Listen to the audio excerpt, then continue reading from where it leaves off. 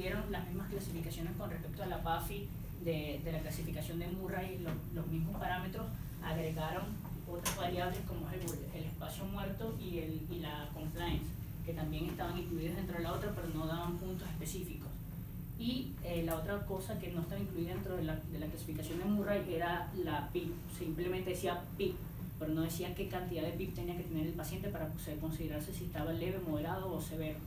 El otro punto en consideración que tomaron fue eliminar lo que llamaban ellos la injuria pulmonar aguda o lesión pulmonar aguda. La eliminaron y eso es lo que llamamos ahora distrés leve. Sí, ya esa clasificación de lesión pulmonar aguda ya no la toman ya. Comenzamos en el 2011, el doctor Hackey publicó cuáles serían los factores predictivos o preventivos para la formación para la presentación de un distrés.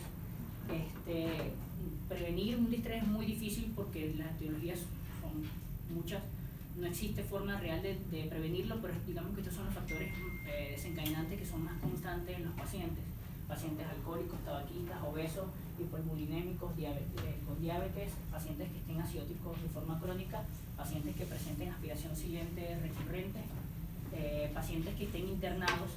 Ya el hecho que el paciente esté internado es un factor de riesgo. ¿Por qué? Porque está demostrado que la mayoría de los distrés los causamos nosotros, el personal de la salud. Si bien el paciente llega con un desencadenante que puede ser cualquiera de los neooperados anteriores o cualquiera de las patologías que neoperé anterior, por lo general ellos vienen con un desencadenante y nosotros somos los que agravamos el signo. ¿De qué forma lo agravamos? Con BILI, que es la lesión inducida a la ventilación mecánica, fracciones expiradas muy altas, que sabemos que son deleterias para el paciente, politransfusiones o pacientes a los que les sobrecargamos de líquido. Esas variables que están allí es lo que, si el paciente llegó con probabilidades de hacer distrés, hicimos cualquiera de estas, sí o sí le regalamos un distrés al paciente.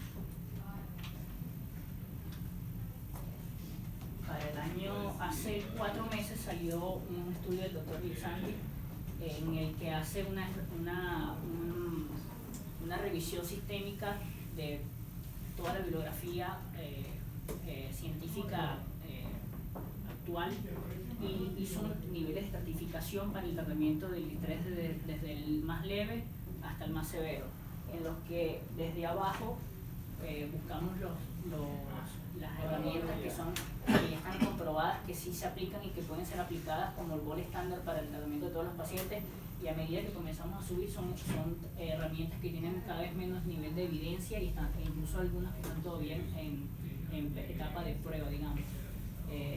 La charla de hoy, lo que voy a hablar, lo que vamos a intentar aclarar, va a ser hablar un poco de las medidas de protección alveolar, que probablemente ya las han visto, pero voy a tocarlas un poco. Las estrategias de PIP alto y de PIP bajo, la presión prono y las maniobras de reclutamiento alveolar. Esas son las medidas farmacológicas, no farmacológicas del distrés, que es lo que vamos a hablar hoy. Lo más importante antes de que comencemos a hablar, lo más importante antes de que comencemos a ventilar un paciente, que tenemos el paciente al frente, lo que tenemos que saber es cómo no empeorarlo. Si bien capaz lo que estoy haciéndole no lo beneficio, pero al menos no lo empeoro. Eso es lo primero que tenemos que tener en cuenta, el principio primero no hacer daño. Y sé que muchos dirán, pero ¿qué tanto daño le puedo hacer? Ya van a ver que sí es mucho más frecuente de lo que quisieran. Las presiones alveolares que ya han visto en todas las clases anteriores y a lo largo de toda la carrera, importantísimo conocer la presión pleural, las presiones alveolares, cuáles son los gradientes de presión entre cada uno de ellos. Esto sale segundo a segundo en los cálculos que tenemos que hacer a la hora de ventilar a los pacientes. Esto es el pan nuestro de cada día. Cada vez que vas a ventilar a un paciente, tienes 20 pacientes ventilados en una sala, a los 20 pacientes probablemente le vas a calcular cada una de estas constantes 20 veces a cada uno, probablemente en una guardia. Si tienes un paciente estresado, tienes que hacerlo. Por ejemplo, ahora cuando veamos, van a ver una cosa que se llama curva de PIP compliance. En esa curva, en una hora, calculas 20 veces las mismas variables. O sea, que es algo que tienen que sí o sí dominar y que la misma práctica se lo va a ir dando. ¿Cuáles son lo que llamamos Billy? ¿Cuáles son los mecanismos de Billy? El volutrama, que es básicamente sobre distensión, aplicamos muchísima presión a una porción del pulmón, esta se sobreextiende y se rompe, ¿sí?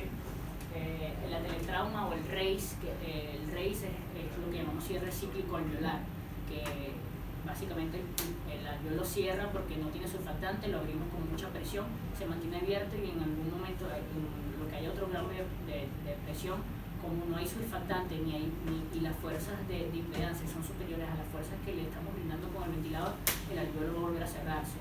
Otra vez con BIM volvemos a abrirlo, volvemos a cerrarlo y ese cierre, ese choque constante de la superficie genera un desgaste, por decirlo así.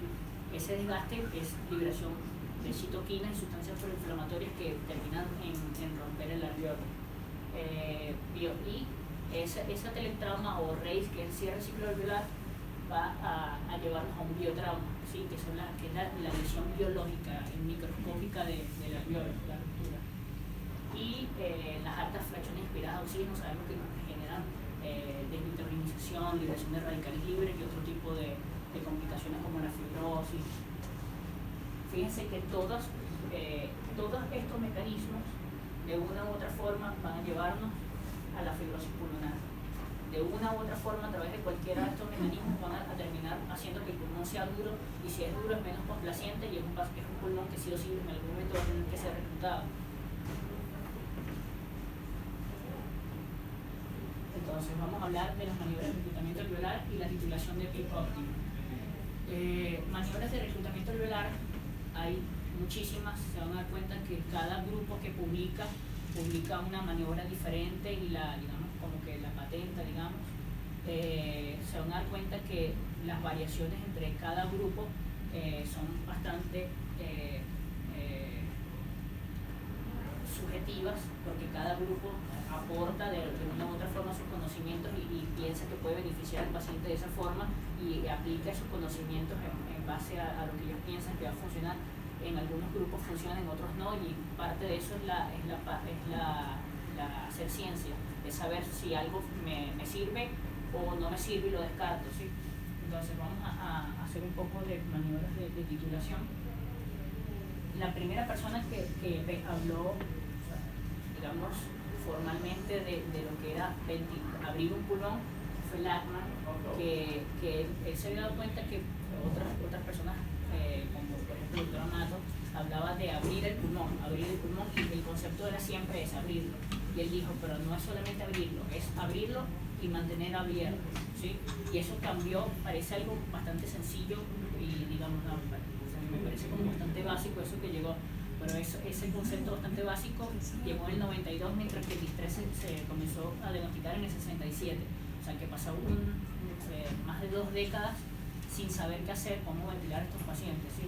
A pesar de que si bien esta maniobra ya no es la maniobra que se utiliza, pero fue como el comienzo de todo lo que vamos a hablar ahora. Ventilación con bajos volúmenes pulmonares o ventilación protectiva. ¿Se recuerdan cuando les mostré la escala de los niveles de evidencia? Estaba abajo. Quiere decir que esto es el estándar de tratamiento para todos los pacientes distresados o en sospecha de distrés incluso. Ventilaciones con bajos volúmenes pulmonares. Que aquí llamamos nosotros bajos volúmenes pulmonares, se calcula 6 mililitros por kilogramo de peso teórico del paciente. ¿Por qué digo teórico? Si el paciente pesa 250 kilos, no lo vamos a hacer en base a eso, se hace en base a la estatura que tenga el paciente. Esto que está acá, si pueden tomar fotos, es la variable como se calcula el peso del paciente. Esa fórmula que está allí es la que deberíamos aplicar a todo paciente que llega con sospecha de distrés. Hay cientos de estudios que han comprobado la eficacia de la ventilación con bajos volúmenes pulmonares o la ventilación protectiva pulmonar. Básicamente estos son los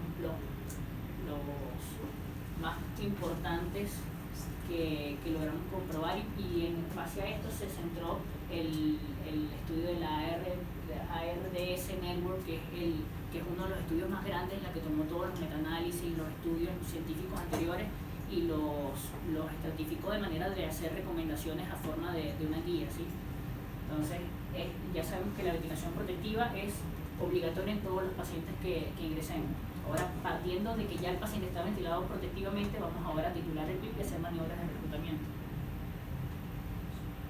Pasaríamos a la próxima estrategia, que sería la PIP alto. El doctor Gattinoni hizo la primera descripción del baby lung, del pulmón de bebé, y es muy lógico pensar que fíjense que toda esta parte está delimitada de negro, toda esta parte son áreas del pulmón que no están siendo ventiladas. Si se acuerdan que si el pulmón lo vemos, en el momento que yo me paro, el pulmón está dividido por 3 zonas que son las zonas de hueso, en las que hay diferentes gradientes de presiones desde ápice hasta base. En un pulmón normal, las presiones alveolares en la porción más apical, las presiones alveolares superan a las arteriales y superan a las venosas. En la parte intermedia, la presión arterial supera la alveolar y supera la venosa. Y en la porción más basal, la venosa supera todas las demás, ¿sí? Entonces, en este paciente ya este comportamiento varía por completo. Las 3 zonas de intercambio gaseoso se invirtieron. Probablemente la zona 3, que debía ser la zona basal, está un poco más arriba porque ya tomó volumen. En este tipo de pacientes, fíjense que la zona blanca es la zona pulmonar, ese es el pulmón del paciente, por eso llamamos el concepto de baby lung, un pulmón de bebé.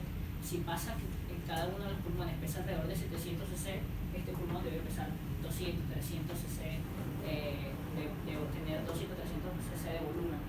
A eso le agregamos la gravedad de que es un pulmón pesado, un pulmón que es más duro, porque si se comporta como una esponja, a la que si yo tengo una esponja vacía y una esponja con agua, obviamente la de agua siempre me va a pesar más. Entonces me va a sobrecargar las zonas que estaban mal ventiladas y ahora están peor ventiladas porque están con más peso, ¿se entiende? Y todo ese peso implica agregar más fuerzas de impedancia a todo el circuito, más fuerzas de resistencia a todo el circuito. La titulación de PIP la hacemos básicamente a través de 2 mecanismos. Uno, comenzamos a identificar cuál es la PIP óptima a medida, bien sea de forma ascendente o descendente. O sea, partimos de PIP muy bajo y comenzamos a subir hasta que encontramos la mejor compliance, o partimos de un PIP alto y comenzamos a bajar hasta que conseguimos la mejor compliance. Si me preguntan cuál es mejor, le voy a responder que no sé. Y si lo buscan en la bibliografía, la bibliografía le va a responder que tampoco sabe. La mayoría de los estudios que comparan esto y aquel no son concluyentes. Ambos son efectivos, pero entre uno y otro no hay una diferencia significativa. ¿De qué va a partir? ¿Cuál es el punto que tenemos que tomar nosotros acá? Que es básicamente como una cocina. Si tú le agregas sal primero, se lo agregas al final, la diferencia va como en el gusto de la persona que lo va a aplicar. Si bien la ventilación mecánica es 99% ciencia, hay una parte de arte, ¿sí? de cómo tú lo quieras aplicar. Y esa parte de arte no te la dan los libros, te la da la práctica. Entonces es ver qué paciente piensas tú que se va a beneficiar de comenzar con PIP alto y qué paciente se va a beneficiar de comenzar con PIP bajo. Si tienes un paciente severamente hipoxémico, no vas a comenzar con PIP bajo y progresarlo dentro de 1 hora. Probablemente te vas a un PIP alto para intentar reclutarlo de emergencia y después vas bajando. Si tienes un paciente que está desprecargado, no vas a ir a un PIP muy alto porque sabes que se te va a hipotensar. Entonces comienzas con PIP bajo y vas subiendo. Es el jugar un poco también con la hemodinamia del paciente y con los conocimientos que tengamos de fisiología para poder aplicarlo. Y cualquiera de esas 2 variables nos va a llevar a la certificación de la PIP óptima. La PIP óptima es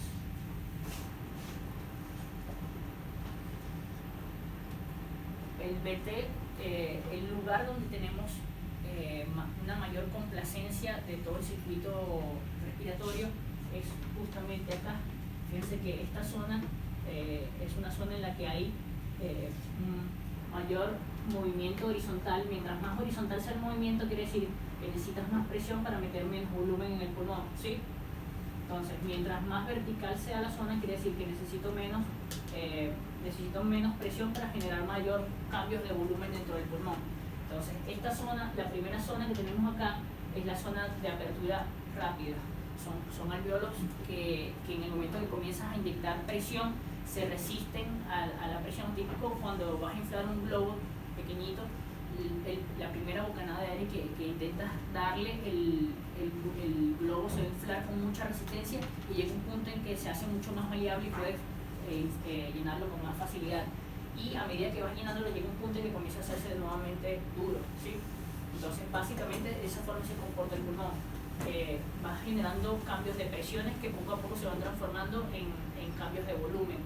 En el punto en el que generes mayor o menor presión, generes mayor cantidad de volumen, esa es la compliance óptima. Ese es el punto donde más fácil, más maleable es el pulmón. ¿De qué forma encontramos ese punto? Hay muchas teorías. A lo largo de la charla van a ver que cada una de las maniobras tiene ciertas variaciones de las mismas teorías. Los puntos de inflexión es una curva presión-volumen. Esta curva es la, digamos, es la curva más utilizada, o podría decirse incluso que es el gold estándar para poder medir las fuerzas de impedancia en correlación a las fuerzas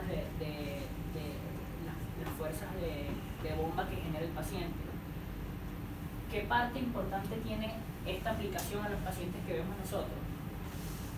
A medida que yo comienzo este es mi maniobra de PIP. Si yo, a medida que voy distanciándolos, voy aumentando el PIP, ¿verdad? Entonces comienzo 2, 4, 6, 8. Supongamos que estoy en 8, en 10. Este 10 es la zona óptima de ventilación. Pero si yo me paso, fíjense qué pasa con el gasto cardíaco, comienza a disminuir, ¿sí? Entonces, si bien estoy beneficiando al paciente desde el punto de vista respiratorio, estoy complicando la hemodinamia. Entonces, el típico paciente que comienza, lo está reclutando y la saturación empieza a subir y de repente la saturación baja. O el paciente está muy bien ventilado y de repente la capnografía se va al piso. ¿Por qué? Porque ya no está haciendo el intercambio. El CO2 no está pasando de vuelta hacia la sangre, el CO2 no está exhalándose, ¿sí? Entonces, no es solamente titular el pulmón, sino también es encontrar los puntos en la que la hemodinamia del paciente pueda adaptarse y responder de forma correcta a los cambios de presión que yo voy generando con el ventilador, ¿sí? Esto es medio denso. Si quieren, regresamos un poco porque esta parte es medio... a medida que vayamos avanzando, se van a dar cuenta que si bien esto es complicado, lo que vamos a ver más adelante probablemente sea un poquito más complicado, porque comienzas a agregar un poco más variables, donde ya no solamente el gasto cardíaco, sino comienzas a ver otras variables que son incluso más, son menos directas, pero también se modifican de una u otra forma con la ventilación. La ecuación de movimiento, que la vimos la semana pasada, la aplicamos a todos los pacientes. Las modificaciones, fíjense, esto que está acá es un pulmón estresado. Fíjense cuáles son los puntos de inflexión de la curva en un pulmón normal y en un pulmón estresado. Fíjense que los volúmenes se achican y se desplaza hacia la derecha la curva. ¿Qué quiere decir esto? Que con menos necesito meter más presión para poder generar el mismo volumen que estaba generando probablemente en el otro pulmón. Y fíjense que ahora se acorta lo que hablamos del pulmón de babylon, del pulmón de bebé. O sea, son volúmenes más pequeños porque necesitan generar más presiones. Y obviamente si yo coloco las mismas presiones acá, lesiono, ¿sí? Este es un pulmón que es duro. Necesito introducir volúmenes más chicos, probablemente con frecuencias más altas para poder mantener el mismo volumen minuto.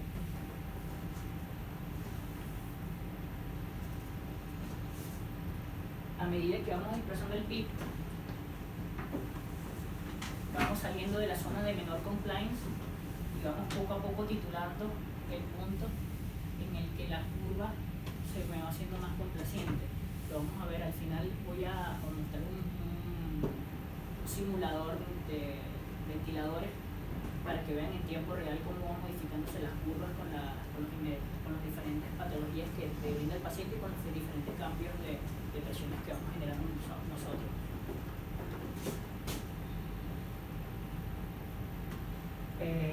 Acá voy a mostrar lo mostramos al final por efectos de practicidad. Estos son herramientas que te brindan la mayoría de los ventiladores en la actualidad. Coloqué que este es de Hamilton porque es uno de los que tengo, pero hay casi todos los ventiladores actuales tienen herramientas. Los microprocesados tienen este tipo de herramientas que son herramientas que te ayudan a generar una curva de presión-volumen que sea fidedigna, porque no necesariamente la curva que ves en cada uno de los gráficos es la real. Puede estar modificada por cualquiera de los componentes de la ecuación de movimiento. En este tipo de equipos yo puedo generar realmente cuál es el comportamiento, la histéresis real de la curva y verificar cuáles son los puntos de inflexión que yo necesito saber para calcular el PIB. Esto lo vamos a ver al final. Y llegamos a las maniobras de reclutamiento. Si ya sabemos que tenemos que ventilar al paciente con volúmenes bajos para proteger el pulmón. El segundo paso, titulamos la PIP porque necesitamos que el pulmón se mantenga abierto una vez que lo reclutemos, ¿verdad? Ahora vamos a ver qué son las maniobras de reclutamiento. Existen varias maniobras. Probablemente estas que están viendo acá sean las más comunes, las más frecuentes utilizadas. Existen varios estudios que les voy a mostrar ahora en los que utilizan uno o más variables, una o más maniobras en comparación a la otra, y se van a dar cuenta de que todas funcionan en mayor o menor cantidad, pero funcionan. El tema es saber escoger cuál es la que vamos a aplicar. Hay maniobras que son mucho más agresivas y ya no se utilizan tanto como otras, y hay maniobras que se utilizan día a día. Por ejemplo, estas maniobras, no sé si han escuchado alguna vez lo que llaman suspiros. En los ventiladores viejos, tipo los Servo 300, Servo 900, los Siemens, los Verr, tenían ese tipo, un botoncito que decía suspiro. Apretabas y el paciente hacía. Si lo apretabas una vez, o tú lo podías colocar una cantidad de veces por minuto. Le colocabas 4 suspiros. Entonces, si eran 4 suspiros, cada 15 segundos el paciente hacía. El tema de qué pasa con el suspiro, si yo tengo un paciente que me está atrapando en cada una de las respiraciones, un BT pequeñito, en el momento que yo le mando un suspiro, el BT que entra en el pulmón puede ser 500, puede ser 2000, no lo conozco. Entonces, por eso ya el tema de los suspiros como que ya no se utiliza y se aplican directamente sobre maniobras.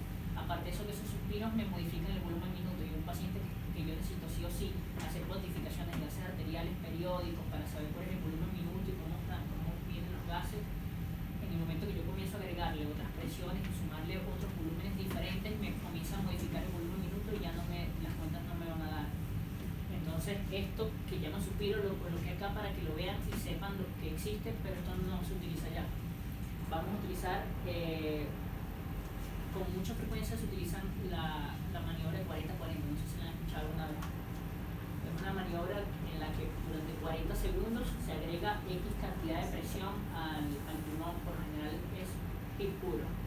Se coloca entre 30 y 40 centímetros de agua de PIB que se mantienen por un periodo de tiempo.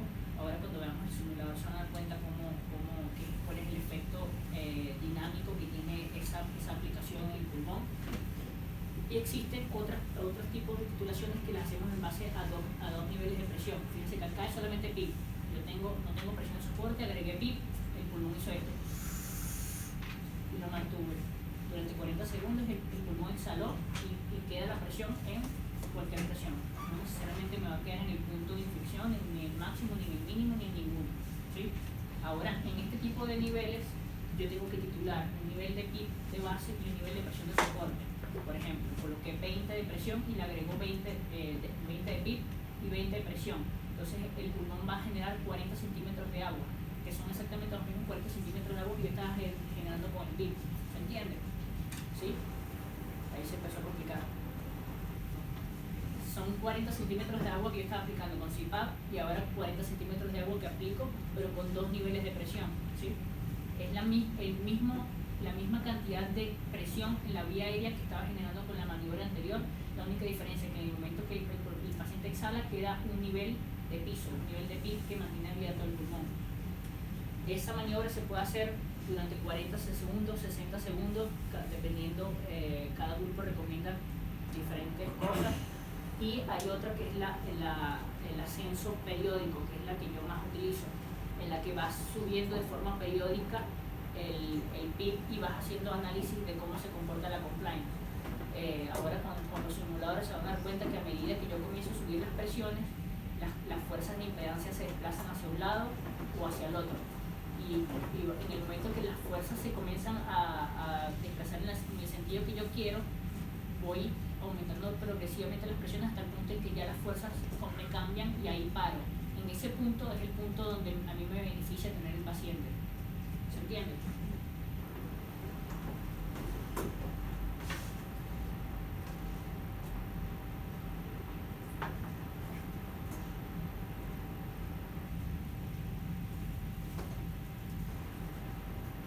Hasta acá solamente habíamos hablado de la curva de inspiración, ¿verdad? En el punto en el que la curva partía de cero y comenzaba el pulmón a abrirse y cambiaban drásticamente las presiones dentro del pulmón, ¿verdad? Hasta allí, digamos que íbamos como en la parte más sencilla. Ahora le agregamos otra variable que es la curva de exhalación, en la que teóricamente el retroceso elástico vuelve a traccionar otra vez el pulmón y a llevarlo a cero, ¿sí? En un pulmón en la que la fuerza elástica está aumentada. El pulmón va a intentar, si bien yo expandí el pulmón acá y lo estoy aumentando progresivamente con PIB, estoy aumentando el pulmón hasta este punto, la misma histéresis de la curva me va a llevar otra vez a mi punto de partida, ¿verdad? Fíjense que este recorrido, estos puntos, correlacionan cada uno de las imágenes que ven acá. Fíjense que en el punto en el que yo marco, el punto de inflexión máxima, el pulmón está sobreextendido ya. Allí ya sobrepasamos las fuerzas, la presión plató ideal de ese paciente, las fuerzas de reposo del pulmón, y lo sobredistendí. Al sobreextendirlo estoy haciendo BIL, ya estoy haciendo ya una barotrauma. No es necesario hacer un neumotórax para que el paciente ya esté lesionando, ¿sí?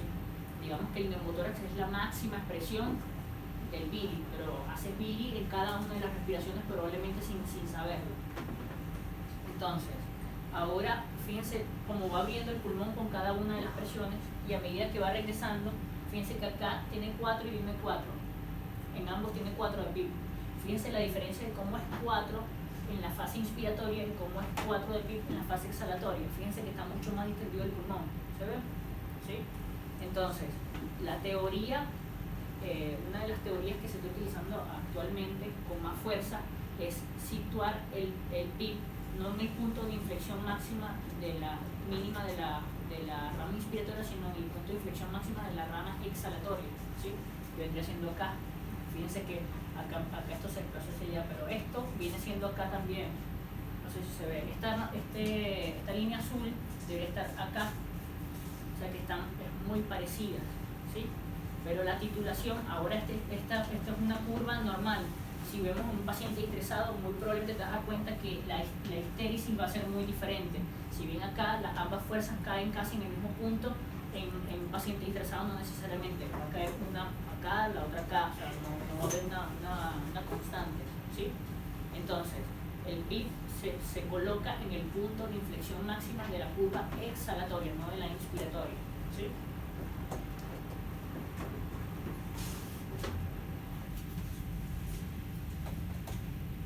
Esto que está acá marcado con amarillo son diferentes estudios que van a ver, se los recomiendo que los lean porque están bastante buenos, que es el alveoli, el LOPS, el PRES y el ARC. Y lo otro que vamos a ver más adelante, que también es de esas cinco artículos, se los recomiendo que los lean porque es toda la ventilación mecánica resumido en un artículo, todas las maniobras de reclutamiento resumidos en esos artículos. Está muy bueno porque si bien las críticas a estos artículos se van a dar cuenta que son bastante malas porque dicen que no sirven, muchas veces aprendiendo qué cosas no se deben hacer también se aprende. Entonces leer esto está bueno. Se van a dar cuenta que diferencias de mortalidad entre una y otro no fueron tan significativas. De hecho, la puntuación, por ejemplo, por lo general fueron 2-3 puntos a favor o en contra entre maniobras que utilizaron PIB bajo y PIB alto, y lo utilizaron a través de esta tableta, de esta tabla que está acá, este score, en el que brindaban X cantidad de PIB con X cantidad de fracción inspirada de oxígeno, y a medida que iban aumentando el PIB, iban aumentando periódicamente la fracción inspirada de oxígeno. Fíjense lo delicado que estas personas que estudiaron la relación entre PIB y fracción inspirada de oxígeno, fíjense que para colocar una fracción inspirada de 1, o sea 100%, miren el PIB que utilizan, entre 18 y 24. ¿Por qué les digo esto? Porque estoy seguro que todos lo hemos hecho. Llegamos a un paciente y empieza a desaturar, y lo primero que hacemos es fracción inspirada 1. Y cuando tiene PIB 6, pero tiene una fracción inspirada, estamos perjudicando al paciente más de lo que lo estamos beneficiando. Para que un paciente requiera de una fracción inspirada de 1, tiene que tener un PIB muy alto, porque normalmente este tipo de pacientes son refractarios a la administración de oxígeno. Si le demos 100% de oxígeno, así lo coloquemos en una cámara hiperbárica y le demos 2000% de fracción inspirada de oxígeno, el paciente no va a saturar más. Es un paciente que tiene shunt, y el shunt se corrige con ventilación, no con oxígeno.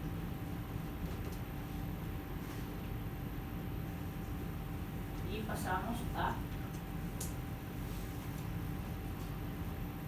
la ventilación coronal. Es muy diferente, muy diferente un paciente sentado, acostado, lateralizado y pronado. La forma en que se comporta tanto las fuerzas de impedancia del pulmón como incluso la misma hemodinamia se comporta, es muy grande los cambios. ¿Dónde radica la importancia de este tipo de maniobras? Anteriormente se utilizaba la pronación como último recurso. O sea, tenemos el paciente, no sé, tiene 100 de PAFI, una fracción inspirada, 20 de PIB, se está muriendo, vamos a pronarlo. Es así como que, bueno, la última, y el paciente lo pronaba, obviamente el paciente se moría. Entonces decían, no, el paciente se murió porque lo pronamos. No, el paciente ya prácticamente estaba muerto.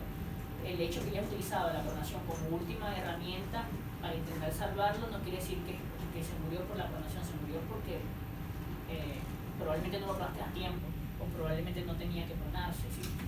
o probablemente ya incluso la patología ya lo había llevado a un punto en el que no había retorno, pero la pronación como tal está demostrada, y ahora lo vamos a ver, que sí mejora la mortalidad. ¿De qué forma modifica? ¿Se acuerdan lo del pulmón de bebé? Típicamente el pulmón de bebé, si ya sabemos que tenemos mucha sobrecarga acá y hay zonas de BQ alterado y de shunt, a eso se agrega el peso del corazón, el peso del mismo corazón, un pulmón que ya está lleno de agua, que es un pulmón pesado, un pulmón duro, el peso del corazón incluso limita aún más las zonas de ventilación. En el momento que yo prono el paciente, la distribución de las cargas de fuerza dentro del tórax disminuyen. Entonces el tórax tiende a ser, incluso ya el simple hecho de pronarlo sin hacer ningún tipo de maniobras, ya estás disminuyendo la compliance y estás mejorando la compliance del pulmón en las zonas en las que por declive disminuye la compliance. Entonces, básicamente, si teníamos una zona de West en la que si tengo un pulmón en un paciente sentado, un estado, por ejemplo yo acostado, se distribuyen mis zonas de West a lo largo, ¿verdad? Se distribuye de esta forma si estoy acostado en supino. Las zonas superiores es donde hay más presión alveolar, en las segundas hay más presión arterial y en la segunda hay más presión venosa, ¿sí? En correlación a las otras 3 presiones. En el momento que yo prono un paciente, estoy invirtiendo esas presiones, y recuerden que la parte posterior del pulmón es más grande que la parte anterior.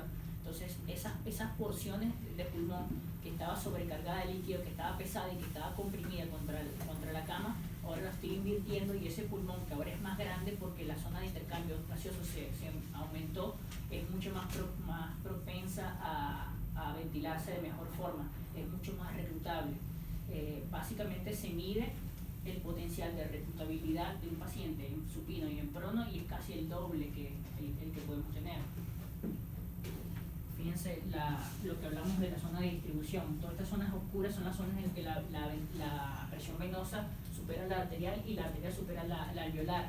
En el momento que pronamos, esas zonas o se igualan o incluso se invierten, mejoran las zonas de ventilación. ProSeba. El ProSeba fue un artículo que se publicó en el año 2013 por un grupo francés, que digamos que esto es el padre nuestro de todas las personas que hacemos ventilación mecánica y que pronamos en algún momento a algún paciente. Esto es lectura obligatoria para todo paciente. Si algún día quieres probar a un paciente, necesitas sí o sí leerte esto, porque esto es la pequeña Biblia que te enseña todas las herramientas y todo el que se hace y el que no se hace de la ventilación en prono.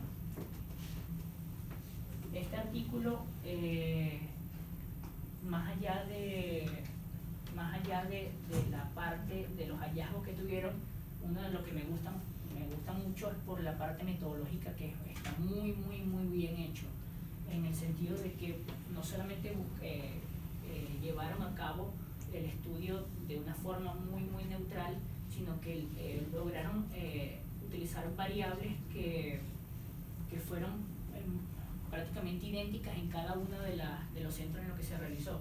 Se hizo en 27 terapias intensivas, 26 de ellas francesas y una española, en las que se ventilaban pacientes en prono de forma habitual. No es la típica terapia intensiva que ventila en prono 1, 2, 3, 5 pacientes al año, sino que estos son terapias intensivas que manejan un volumen muy importante. Si consideramos que los pacientes que se ventilan en prono o los pacientes estresados equivalen entre el 8 y el 10% de toda la población de los pacientes que tenemos, y estos pacientes en un año ventilaron 466 pacientes, quiere decir que vieron más de 4.000 pacientes ese año entre esas 26 terapias intensivas. O sea, le estoy hablando de centros grandes con mucha experiencia de ventilación, que justamente ese tipo de experiencia es la que necesitamos nosotros ver, como ese tipo de centros que lo hace de forma habitual, cómo les va, ¿sí? No es lo mismo, no sé, un hospital en un sitio en el que maneja 4 o 5 pacientes al año y se le estresa uno al año y lo pronó, ese paciente es el 100%, mientras que este paciente maneja un volumen exagerado y ese margen te da una P mucho más fidedigna. Tomaron 416 pacientes. ¿Cuál fue la intervención? Se dividieron en dos grupos, uno prono, uno supino. Se le aplicaron los criterios de distrés obviamente para todos. Eran pacientes que estuviesen intubados y ventilados antes de los 36 horas. La forma en que se ventilaban vieron el cuadro que les mostré de la RCD Network, que era el cuadrito que cada uno del PIB con tanto de fracción inspirada, así, ese cuadro lo aplicaron en todas las terapias intensivas para trabajar de forma equitativa, y ahora les voy a mostrar los resultados. Otra cosa que me pareció muy bueno es que la mayoría de los estudios, no sé, hacemos un estudio acá en la Argentina y la población que podamos ver o el tipo de personas que vamos a aplicar este tipo de tratamiento, digamos que es, no sé, vamos a encontrar un cierto tipo de persona con ciertas características, con cierto margen de edad. Ellos buscaron la forma de hacerlo más heterogéneo ambos grupos, lo más homogéneo ambos grupos, de manera que no hubiesen tanta variable. No sé, aquí por este grupo todos eran de 80 años y fumadores, y este grupo eran todos sanos y atléticos. No, ellos buscaron la forma de repartir equitativamente en ambos grupos para que la P fuera mucho más fidedigna.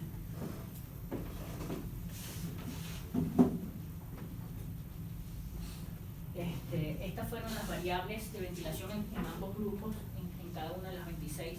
Fíjense que prácticamente son iguales todas, o sea, con una variabilidad muy pequeñita. O sea, de verdad que, o sea, se enfocaron a hacerlo muy bien.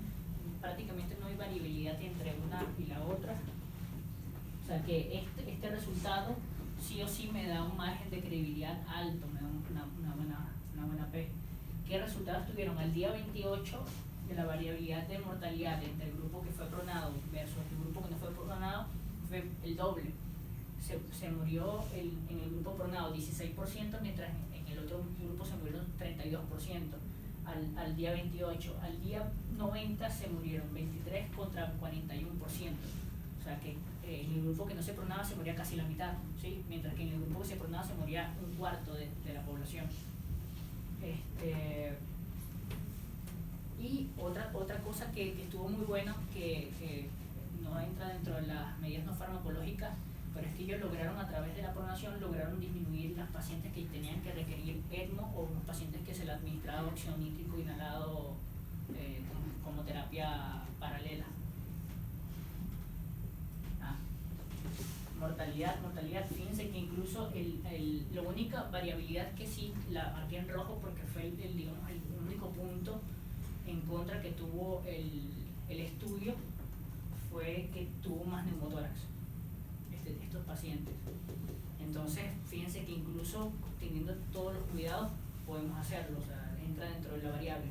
Tuvo más neumotórax, pero la variabilidad entre uno y otro fueron 2 puntos apenas. O sea, realmente no fue significativa la variable entre uno y otro, pero tuvo más neumotórax. Y otra cosa que tenemos frecuentemente, que es que decimos que no, paciente que se prona casi siempre se para o se infarta, o sea, y este estudio demostró que los pacientes que no se pronaban tuvieron más infartos, tuvieron más paradas cardíacas que los pacientes que se pronaron. Evidencia, muchísima. Estos son básicamente los estudios más grandes que tenemos. Fíjense que el nombre del doctor Gattinoni como que salta en todos lados, en todos los artículos. Y este fue el 2013 el último que vimos, y el de Bater, que es un estudio que está por allí, que también lo incluye dentro del estudio. Y esta es la evolución desde los 80 hasta el año 2000 de las cosas que fueron variando. Ahora con el simulador se van a dar cuenta de las variables. ¿Qué es lo importante de la charla? Más allá de que me hayan escuchado a mí hablar y hayan escuchado a todas las personas que hablamos antes, y ahora van a ver los simuladores, es que el día de mañana intenten aplicar sus conocimientos, volcarlos a la práctica.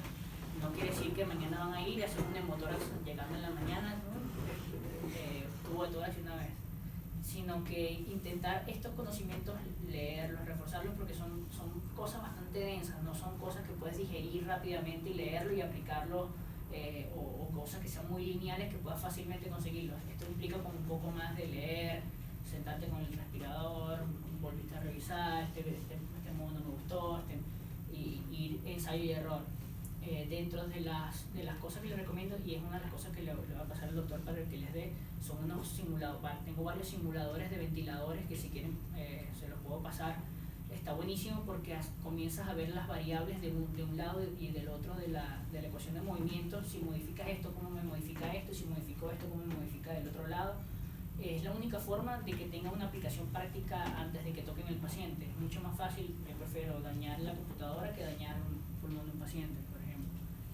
Entonces, ahora no sé si quieren tomarse unos minutitos de descanso y hacemos el simulador, o lo hacemos ahora mismo. Sí.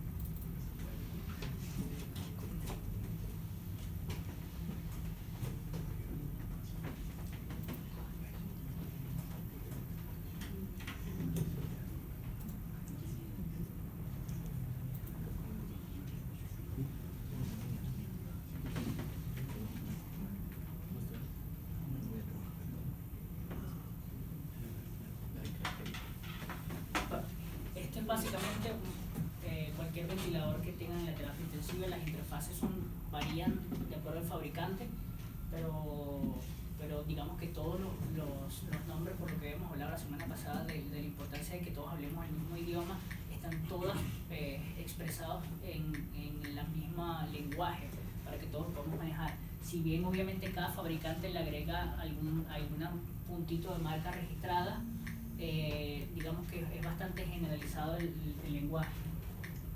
Y vamos a programar en qué modo ventilatorio queremos colocar al paciente. Si, por ejemplo, es un paciente estresado, queremos ventilarlo por presión.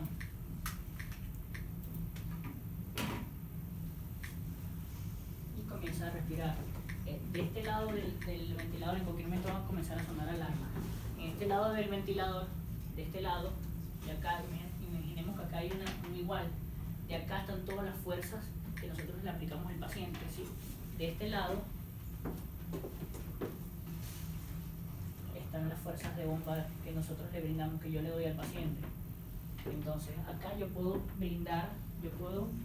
hacer modificaciones en la resistencia, en la compliance, en la frecuencia respiratoria, en el esfuerzo que hace el paciente, y si yo quiero puedo agregarle una de estas tres variables. Puedo agregarle EPOC, distrés o un paciente con un pulmón normal. Entonces yo voy modificando cualquiera de estas variables e inmediatamente estas variables me van a generar un cambio del otro lado de la ecuación de movimiento. Y yo tengo que hacer modificaciones de este lado de la ecuación de movimiento para poder compensar estas variables. ¿Sí se entiende? No. Entonces, ¿no? Tiene una fibra. Excelente, el marcador ahí, yo voy a buscar uno.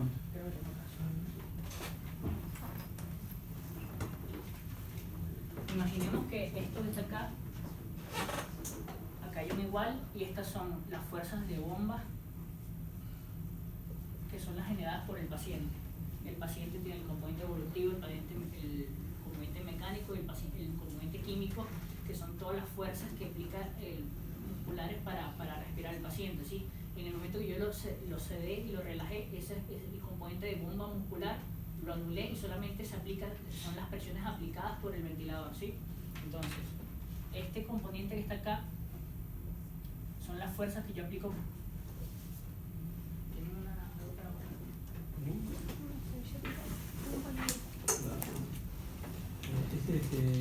¿No borra ese? Sí, pero tengo que...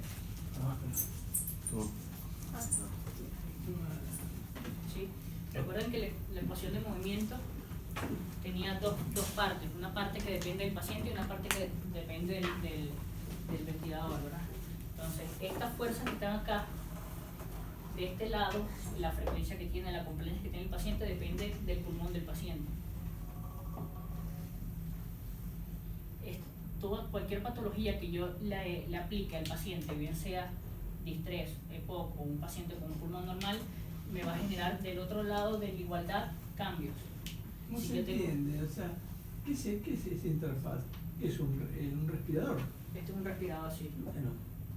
No, lo que quería que entendieran es que cualquier modificación que yo haga acá, si yo tengo un pulmón más rígido, me va a generar, por ejemplo, más presiones, menos volúmenes. Entonces, te vas a comenzar a generar cambios y alarmas que tienes que ir modificando.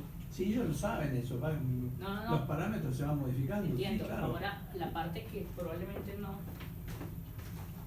es esta. Fíjense, ahora... Bueno, parece un caso normal, para que ellos comparen cómo va variando. Un caso normal, los parámetros. Ahí está. Fíjense cómo modifica ya la forma del pulmón, el mismo respirador te lo modifica. Y fíjense la compliance, si yo marco un pulmón normal tiene 64 de compliance y ahora en el momento que yo le agrego distrés, por ejemplo, la compliance me va a caer de 64 a 24. Ahora es más duro el pulmón, el BT cae. Entonces ahí es cuando yo comienzo a darme cuenta que tengo que reclutar al paciente. Y esas maniobras que vimos a lo largo de la clase son las que van a aplicar ahora con este paciente. Este tipo de simuladores les da una idea de cómo ir progresivamente aumentando las presiones y qué variables me van a modificar. Si yo comienzo a agregar las presiones, me va a modificar la presión MZ, la presión pico, cómo yo esas presiones pico las compenso manteniendo el mismo volumen minuto. ¿Sí se entiende a lo que voy? Entonces, esto básicamente es lo que quisiera que se llevaran y que intentaran practicar en la casa, y esto le va a generar una cantidad de dudas que probablemente van a poder después con la lectura terminar de completar. No es lo mismo llegar a tocar un ventilador con un paciente que las posibilidades de manipulación son mínimas porque el paciente, cualquier cambio que hagas puede generar una respuesta en el paciente a tú practicar con esto y después volcarlo. ¿Sí? Bien. ¿Alguna pregunta? No, yo no se ve ahí los botones que se fueron, me leen. ¿Para qué sirve? Porque no lo leo desde acá, no se lee. Simplemente acá está, de este lado está resistencia. Ahí dice resistencia. Sí, yo puedo modificarlo y aumentarlo, disminuirlo. O sea, vos ahí lo que vas a hacer, vas a cambiar las variables del pulmón, sí, del paciente. Y del otro lado tenés los parámetros del respirador. Exacto. La columna de izquierda es el monitoreo. Y la columna de la derecha son las variables que vos vas a poder manejar del respirador.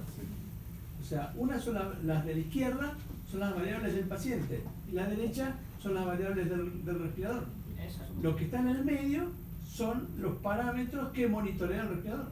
Punto, ya con eso estamos bien. Tal cual.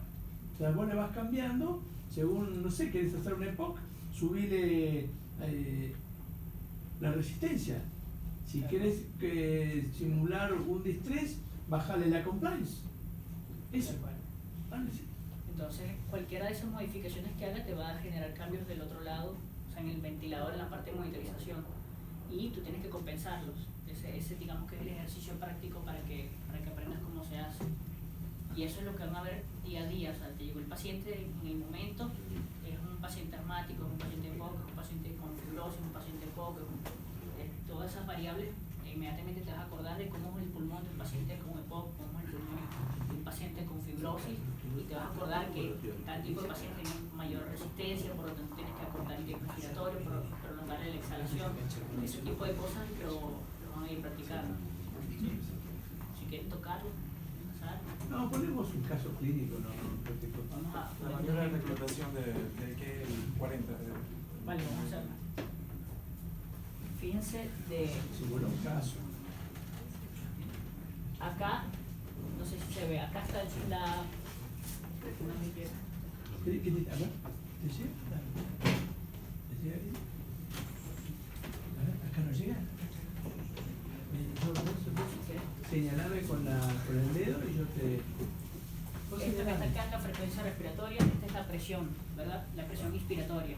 Esta es la presión que yo tengo que generar para aumentar un gradiente, para generar soporte dentro del pulmón. Entonces, a medida que yo acá y lo toco acá. No. Ah, bueno, también. Pero bueno, vos... Ah, con la rodita. Tal vez te lo voy a bajar un poco, aumentar, reducir, ahí está. Voy a tocar aquí y aumenta acá. Acá o acá. Perdón, ¿qué vas a ventilar? A ver, contame un... No sé, decime, que pongan si no sé, bueno, dijiste, sí, cualquier cosa. Pongan acá dos distrés. Sí, un distrés. Bien. Acá en la esquinita. Ah, ya está. Fíjense que incluso la forma del pulmón cambia, ya se hace un poco más chico. Eso te marcó de que ya es un pulmón que tiene un aumento de una disminución de la compliance, más chico. ¿Sí? Bueno, yo te voy a bajar la compliance. ¿Esta es compliance? Sí. Bueno, te vamos a poner la compliance real, de 15. Bien. Ok. ¿Qué otra cosa? ¿Qué dice acá? Esta es la frecuencia del paciente, la que genera el paciente. O sea, que el paciente está en un modo asistido controlado. Bueno, está despierto el paciente. Acá estaría despierto. Bueno, acá, ¿qué dice acá? Este es el esfuerzo del paciente. El esfuerzo expiratorio. El esfuerzo expiratorio. Ahí está. Bueno. Entonces, a medida que ahora vamos a comenzar a ver que el volumen va progresivamente a caer. Fíjense que estaba en 600, no sé si lo vieron al principio. Pero fíjense que, ojo, que está en presión control, ¿eh? Primero tenemos que empezar por ahí. Para ver las variables que se van a modificar. Cuando está ventilado por presión, la variable controlada es la presión que se genera dentro de la vía aérea. Y la variable que no controla es el volumen corriente, el volumen de aire que entra en cada una de las respiraciones. Fíjense que cuando empezamos en el pulmón sano, acá entraba 600 de volumen, que es un volumen también bastante alto. Pero en vez de explicar, dejá que lo vean, en vez de explicarlo. Vale. A ver, ¿cuánto pesa el paciente? 70 kilos. 70 kilos. Bueno, ¿cuánto BT necesita? 400. Hagan los cálculos. ¿Cuánto BT? A ver, chicos. 420. 2 por 7, 42. 420 mililitros. Entonces, ¿cuánto tiene? ¿Cuánto tiene acá? 391. ¿Esto es BT o es volumen? Es BT. Esto es BT, bien, perfecto. Entonces, ¿qué les va a pasar con este BT?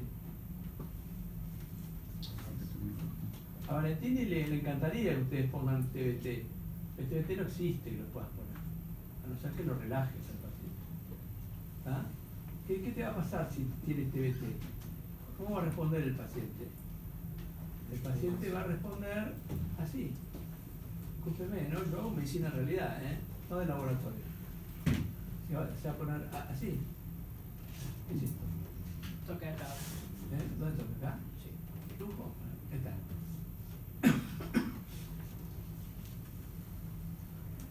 ¿Cómo van a estar los gases del paciente? Bueno, me llegan los gases y los gases me muestran que tiene un pH de 7,15, una PCO2 de 75, un bicarbonato de 20. ¿Qué hacen? ¿Llaman a la enfermera?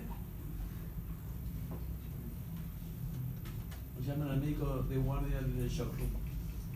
¿Qué hacen? Este hipercápnico, ¿qué haríamos? ¿Cuál sería la solución del hipercápnico? Aumenta la frecuencia. Le aumentás la frecuencia.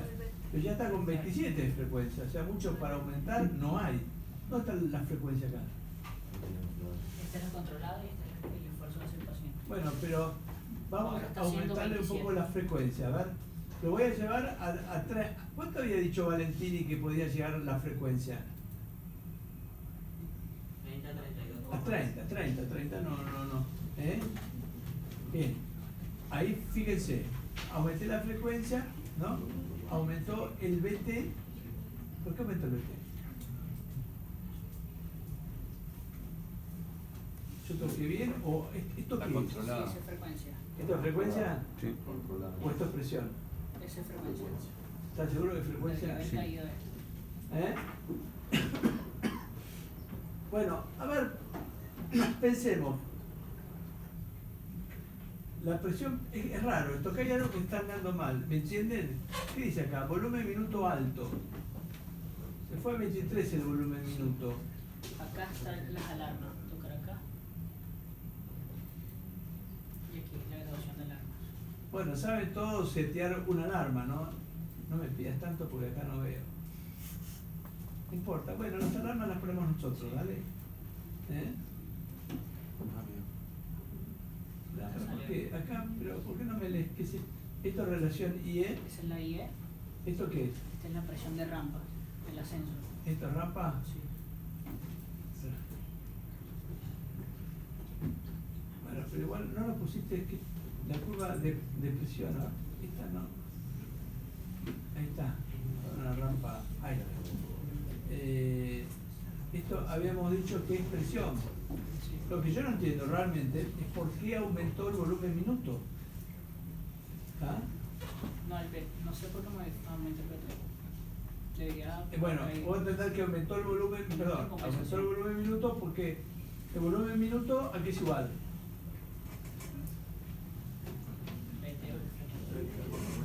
Aumentó la frecuencia respiratoria y aumentó el BT. Bueno, ahora lo que no entiendo es por qué aumentó el BT.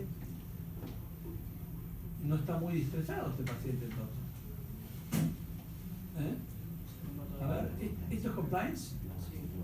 A ver, le vamos a bajar un poco más la compliance. ¿Cómo hago para que entre? ¿Entra así nomás? Ahí está. En teoría, cuando yo le aumento la compliance, ¿qué tiene que pasar con el BT? ¿Qué tiene que pasar?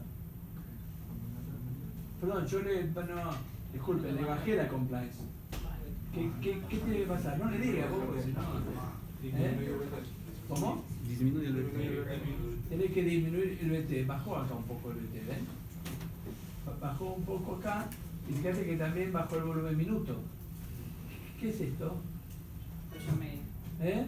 Presión media. ¿Por qué, les hago una pregunta, ¿por qué no aumentó la presión de la vía aérea? ¿Por qué no aumenta la presión de la vía aérea?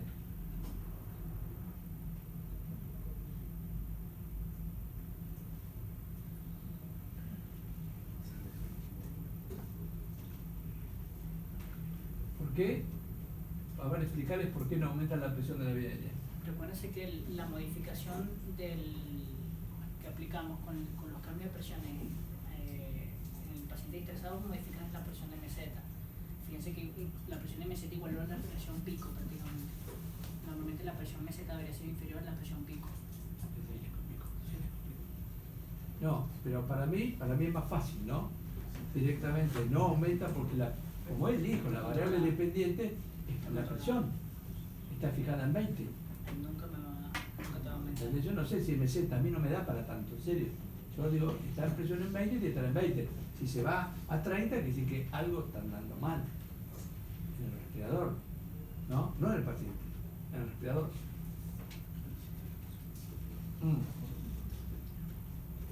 Vamos a... No, pará. Es distrés esto, ¿no?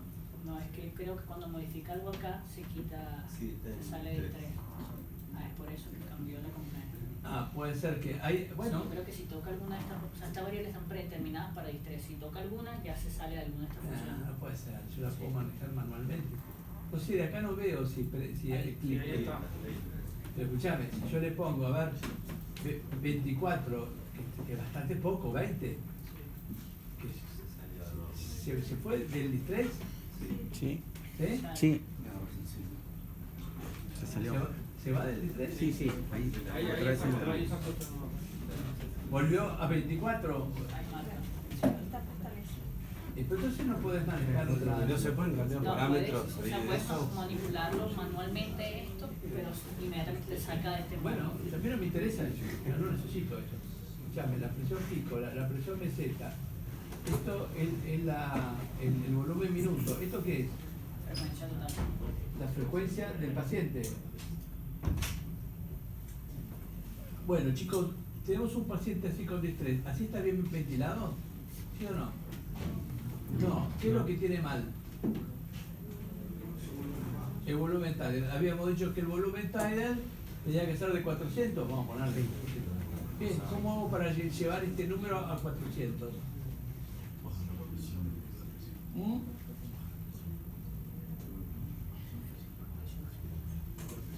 ¿Cómo hago para llevar esto a 400? ¿Qué variable tengo que usar? ¿Esta es la presión? Sí. Le voy a bajar un poquito la presión. A ver.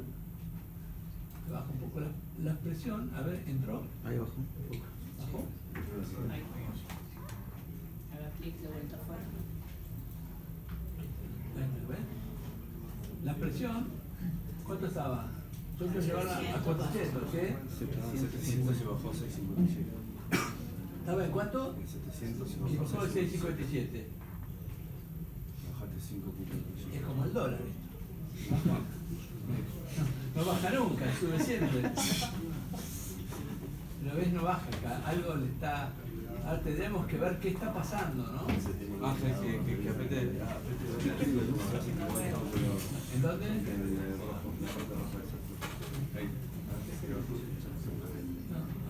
Acá hay algo que no... ¿Esto qué? Y si lo hacemos, capaz que, como hay otra variable que el paciente está respirando solo, capaz que modifica todo. Si llevamos a cero esto y lo hacemos en condiciones como que... Bueno, lo vamos a relajar al paciente. ¿Ustedes entienden qué pasa cuando relajamos al paciente? Llevar esto también a cero para que no me haga... ¿Qué es esto? Este es el esfuerzo. El esfuerzo, bueno, perfecto. Ahí está. Entonces, acá, ¿a quién sacamos del escenario? Al paciente, ¿no? ¿En serio? Sí. O sea, los músculos del paciente, ¿cómo están? Relajados, no. Relajados, bien. El tema era como estaba haciendo esfuerzo alto. Claro, puede ser que por eso aumentaba el volumen minuto. Ahí está, ¿ven? Ahora bajó el... ¿Por qué bajó? ¿Por qué bajó?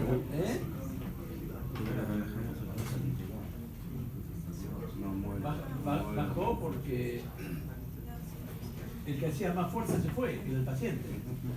Por eso bajó. Entonces yo lo quiero llevar a 400.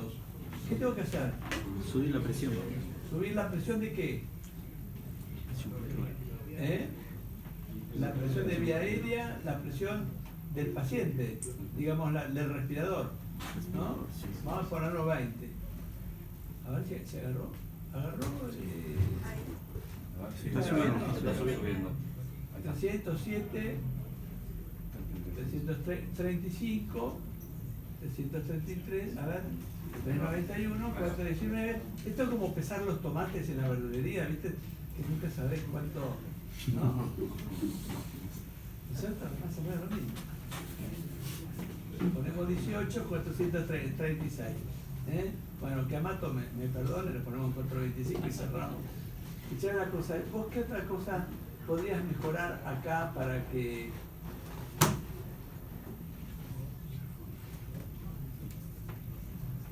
¿Qué dice acá? Presión media.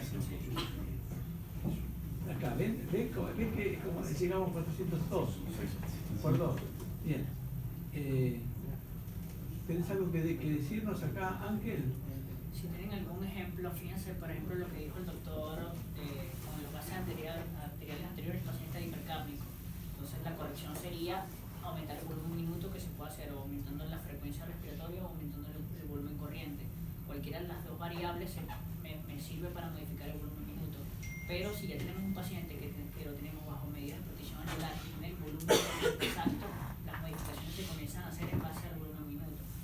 Yo puedo tener un paciente que tenga 5 litros por minuto de volumen corriente y esté ventilado 10 veces con 500 cc, 20 veces con 125, 40 veces con 75 cc, ¿me entiendes?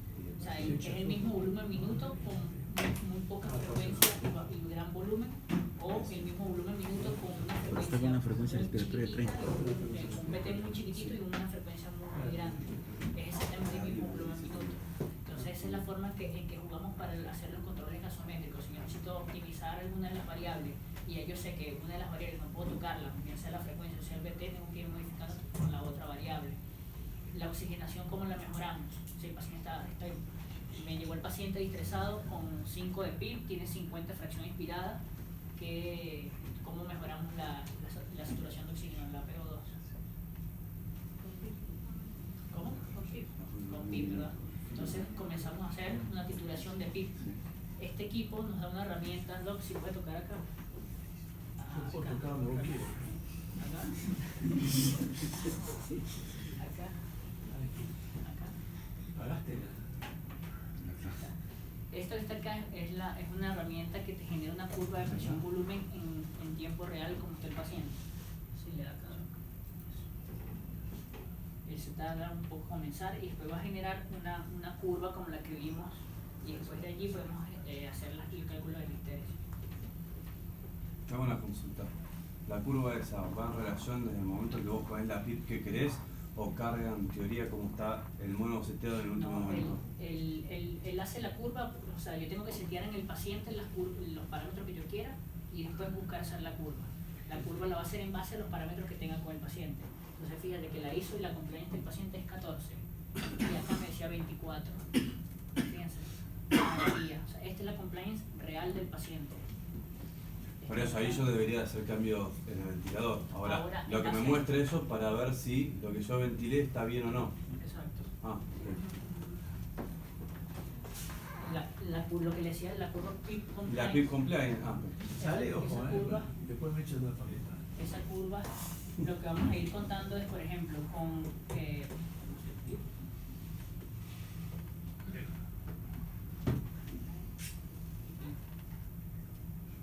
entonces yo con esa curva puedo ir midiendo con 2 centímetros de agua cuánto tengo de compliance, con 4 cuánto tengo y así sucesivamente hasta que yo vaya generando una curva y veo qué punto es el que más me conviene estar de esa curva. Por ejemplo, yo sé que con 5 de PIB que tiene ahora, la compliance es 14 y el BT que tenía en ese momento era 300, me parece. Esto es algo práctico, ¿no? Es algo práctico. Yo estoy ahí como médico guardia y digo, mire, no le creo nada. Primero, eso de la curva está muy bonito en los libros, pero acá no lo podemos hacer. A ver, dígame usted con exactitud, acá dónde está el punto de inflexión inferior, sin volasearme. Con la herramienta que tiene, que no la tenemos acá porque este es un simulador, va avanzando una línea en la que yo la marco justo en el punto de inflexión y me marca, por ejemplo, marca acá, traza una línea, el punto exhalatorio, el superior, el inferior, y el inspiratorio superior y el inferior. Entonces ahí yo marco y en base a eso hago la titulación de la PIP. Supongamos que nuestro respirador pueda marcarnos el punto de inflexión inferior. Y el punto de inflexión inferior es de 10. ¿Qué hago con ese 10?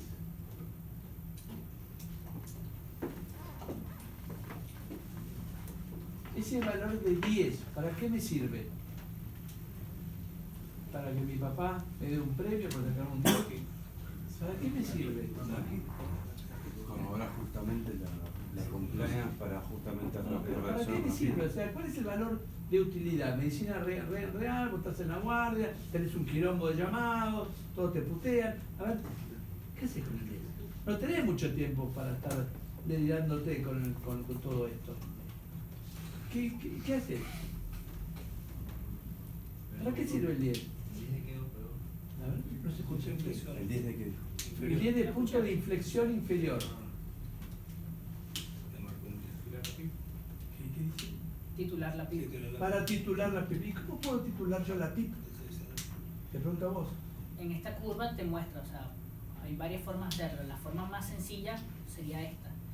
Analizas cuál es el punto máximo en la curva exhalatoria, cuál es el punto de inflexión máximo, en el que hace un mayor cambio. ¿Se acuerdan? No sé si se acuerdan el power que le mostré en el que el paciente iba desde cero reclutándose y de repente volvía y iba desreclutándose y con 4, por ejemplo, con 4 centímetros de agua, la diferencia que había en la inspiración y en la expiración. Ese punto de la expiración estaba más reclutado que en la inspiración. Esa es la aplicación que tendríamos para hacerlo acá. Entonces, por ejemplo, acá me marca que el punto es, por ejemplo, 18 de PIP. Esa es la PIP que debería tener el paciente. Entonces, voy sucesivamente, progresivamente, subiendo la PIP hasta que me alcance ese punto y mido la compliance. Si la compliance en efecto es mayor a la que tenía con la anterior, esa es la PIP que tiene que tener el paciente. Obviamente esos cambios se hacen y se hacen controles isométricos inmediatos. Recuerden que cualquier modificación que yo haga de PIP me va a aumentar la presión del techo. O sea, Vamos despacio, ¿no? Yo no quiero que ustedes sepan lo que yo sé. Yo quiero saber lo que saben ustedes. Esa es la diferencia. Pero aprovechen esto y pregunten Entonces, ustedes porque las dudas salen. Cuando vos tenés el punto de inflexión, ¿qué es el punto de inflexión inferior primero? El punto de inflexión inferior no es otra cosa, sencillamente en el momento que el pulmón se abre. Que se infla el globo. Y se infló el globo. En ese momento, cuando se abrió el globo, el alveolo, es el punto de inflexión inferior. Entonces me sirve para poner la PIP. ¿Para qué sirve la PIP? ¿Para qué? Muy bien, para mantener los alveolos abiertos o no colapsados. Entonces, ¿qué tengo que poner? ¿Una presión inferior o una presión superior al punto de inflexión? A la PIP. Superior. ¿Cuánto? Poquito. 2, 3 centímetros. Listo. Para eso sirve medir todo esto. Que yo creo que los programas no confiaría demasiado si realmente... No, esto es para efecto. Sí, está bueno, ¿viste? Hay respiradores que lo tienen, el Moven Graph, que es lo más, digamos, sencillo que tenemos acá en Argentina, lo tiene este programa. Bien. ¿Qué otra cosa podemos? ¿Qué es todo esto? Esas son las variables que muestra la prueba, que son las previas que se titulan, o sea, las que tiene ahora el paciente. Bueno, si yo quiero hacer una modificación de eso, tengo que cerrar, hacer una modificación al paciente que respire al menos 3 ciclos y volver a hacer la prueba. Pero esto no entiendo, si vos me lees que dice acá abajo. Presión inicial, velocidad de rampa, presión superior, tiempo de pausa y PIP final.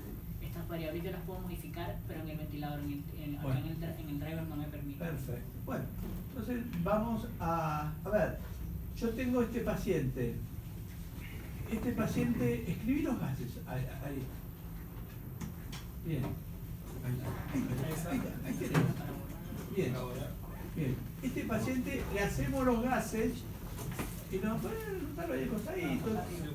Te lo hago fácil. Tiene una PCO2, chicos, tiene una PCO2 de 65, un pH de 7,20, ¿no? Listo. Y tienen una PO2 de 70, ponele 70, PO2 de 70, y la saturación de oxígeno, para hacerla fácil, es de 88. ¿Qué hacemos con este paciente? El paciente está tranquilo y adaptado en el respirador. ¿Qué harían ustedes? Se van a almorzar, porque son la una, te pusieron la comida y se enfría. O te quedás frenéticamente agarrado a la cama del paciente. ¿Qué harías? ¿O comer o quedarte al lado del paciente? No, díganme en serio. ¿Qué harían? Él se queda al lado. ¿Quién otro? A ver. ¿Le digo lo que haría yo? Yo lo voy a comer. No lo dudo. ¿Qué voy a modificar acá? Para eso está la hipercapnia permisiva. Para no joder al paciente.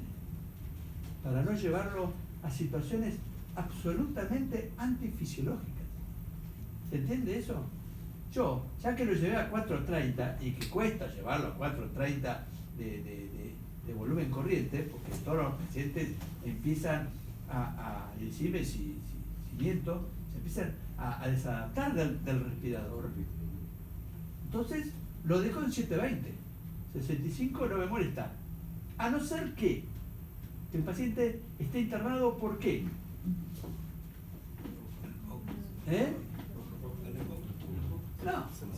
No sé, más se va a adaptar, va a tener un bicarbonato más alto y no va a tener ni acidosis. ¿Cuál sería a ver, los chicos, que me mande qué especialista que vemos nosotros muy seguido en la terapia no le haría esta modalidad respiratoria? Neuro. ¿Por qué? ¿Porque es muy neurótico el neurocirujano y se va a poner mal? ¿Por qué? No, ¿qué operan los neurocirujanos? ¿El abdomen? ¿Qué operan? ¿Y qué puede haber en el cerebro que le haga mal esto? Fisiología, segundo año. Un tumor de cerebro. La PCO2 aumenta la presión intracraneana. Esto te revienta un cerebro y te revienta un ojo. Aumenta la presión intraocular. ¿Está? Y no es joda, vos podés tener, en serio, un polista a cambiazo, que vale millones de dólares el tipo, que se pegó el palo con el auto, con el BMW, y está estresado por un traumatismo de tórax. Y justo tiene un problema por un golpe ocular. Y yo le hago perder el ojo con esto. ¿Se comprende? Después que el tipo, si lo saco, me va a preguntar por su ojo y por qué no puede jugar más al polo y facturar $400.000 por mes. Seguramente me lo va a pedir. Y yo no se lo voy a poder dar. Eso es lo más lamentable. Pero bueno, entonces, ojo con las presiones intracraneanas y las presiones intraoculares y la PCO2 libre. Si el paciente está exento de esto y el pH no está por debajo de 720, hay problema. Vayan a comer tranquilos. Bueno, a ver, le cambiamos, quiero cambiar. Vamos a hacerle caso, a ver, si yo le pongo, ¿dónde está la frecuencia respiratoria? Supongamos que alguno diga, no le voy a poner hipercapnia permisiva porque tiene un tumor de cerebro. Vamos a bajarle la la presión de PCO2, así, a ojo de... Igual yo tengo una formulita, si quieren se los paso, una regla de 3 simple, ¿no? Le aumento, estaba en 15, le aumento, a ver, fíjense, yo hago este razonamiento. Si tengo 65 de PCO2, ¿a cuánto la quiero bajar? ¿Cuánto le gustaría la PCO2 que más le gusta? 40. Pero lo bajo a 40.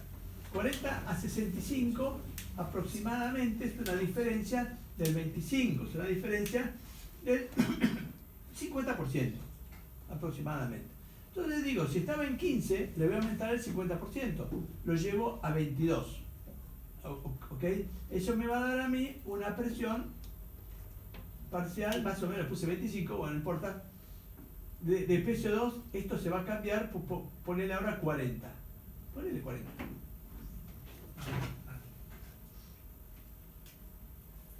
Ponele 40, ponele más. 730 pH. 730 pH. Bueno. Entonces, ahí el paciente se va a mejorar. Pero, ¿qué pasa? Si yo digo, no, yo quiero tener quiero tener una menor presión parcial de CO2. Entonces, como yo no creo en las matemáticas, no me fui bueno en matemáticas, por eso estudié medicina, que nunca supe matemática, me la llevaba a marzo, yo le meto más que vamos, metele pata, vamos a 38 de frecuencia respiratoria. ¿Cuál sería el problema en él si yo le aumento la frecuencia respiratoria, ¿no? Y ya que le vamos a aumentar un poquito. Yo no creo en esto del Bill y todo eso, muchachos, no me jodan. Yo lo voy a ventilar como yo creo que hay que ventilarlo y le pongo por ver un BT de 400 y algo. Bien, miren el pulmoncito. ¿Qué le va a pasar a mi paciente?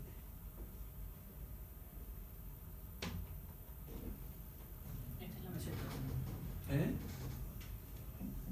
Esa es la presión meseta. Bueno, ¿está bien la presión meseta? Igual a la presión pico acá. ¿Está bien, chicos, la presión meseta? ¿Quién dijo que no? ¿Y no tiene 28? Está bien, somos malos en matemáticas, pero no para tanto. ¿No? Está bien, o sea, 28 está bien, no pasa nada. Pero los gases que yo le hago, ¿no? Porque nosotros curamos muchas veces a los pacientes con apopuntura, porque los pinchamos todo el tiempo. Entonces le volvemos a sacar gases y me da que la PCO2 tiene 60. Pone 60. Tiene 60. Obviamente el pH baja un poco a 7,15. Se me modificó todo. ¿Qué le está pasando a este paciente?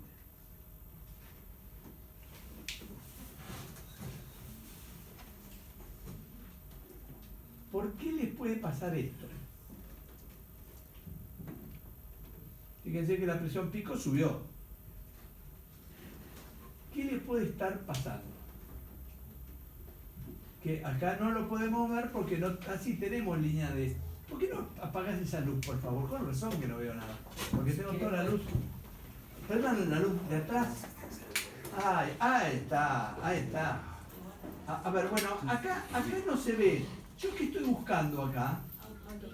Autopip, muy bien, estoy buscando autopip. Tengamos un poco de imaginación, porque no... Si le busco el autopip seguramente va a aparecer.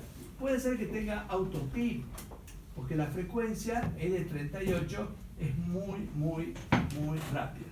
En ese momento entra en la terapia intensiva raudamente el doctor Valentini y me dice, esto de la presión control aumenta la mortalidad en el estrés. Cambiame ya el modo ventilatorio. ¿Cómo hago para cambiar el modo ventilatorio? Modo espontáneo, ponerlo en modo. ¿Qué modo vamos a elegir, chicos? Volumen. ¿Es este volumen? Sí. Bien. Volumen, confirmar. Le metemos volumen. A ver, ¿quién me ayuda a setear el respirador? Primera, esto, ¿qué es?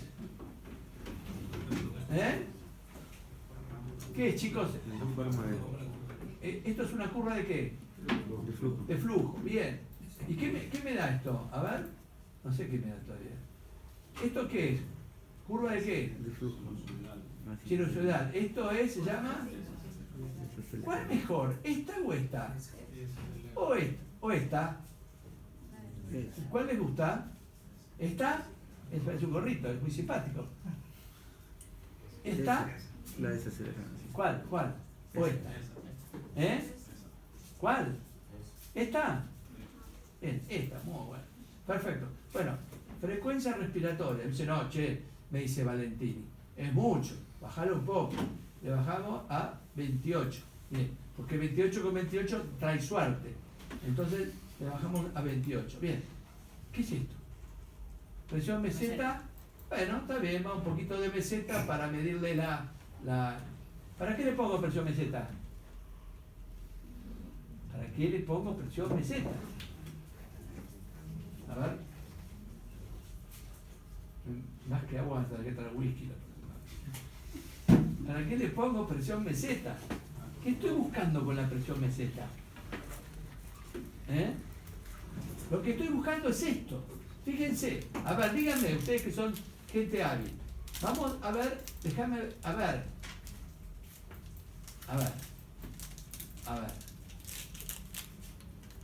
¿Por qué no? Espera. A ver, ¿por qué no desaparece? No, porque tienes que confirmar. Confirmar, perdón. A ver si me sale.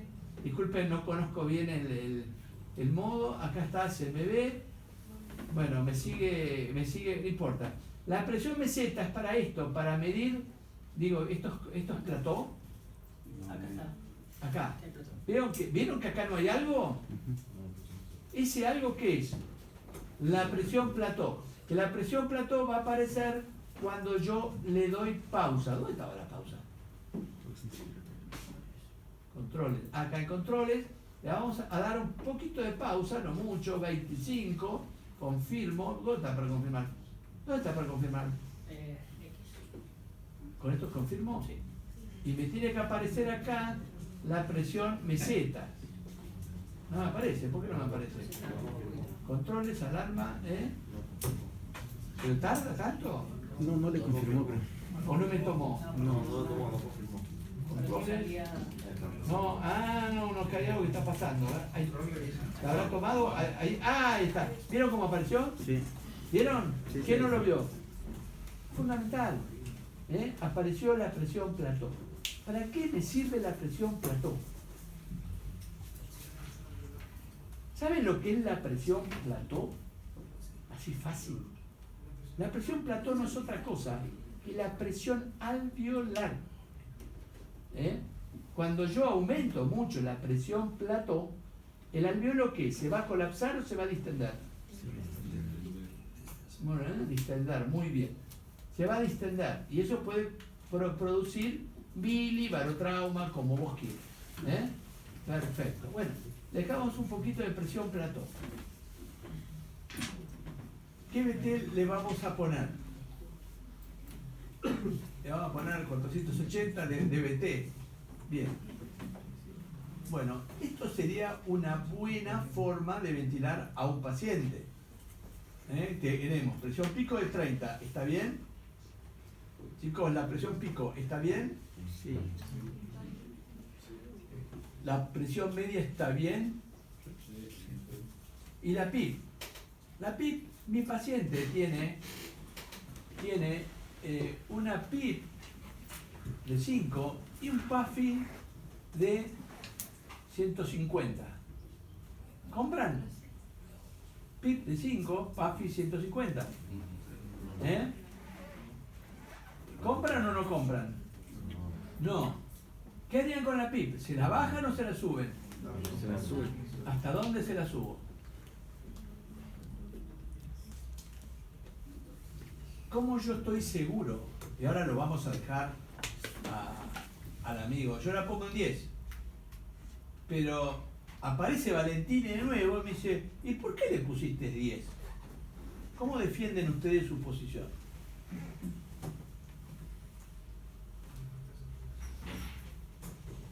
¿Por qué yo le puse 10?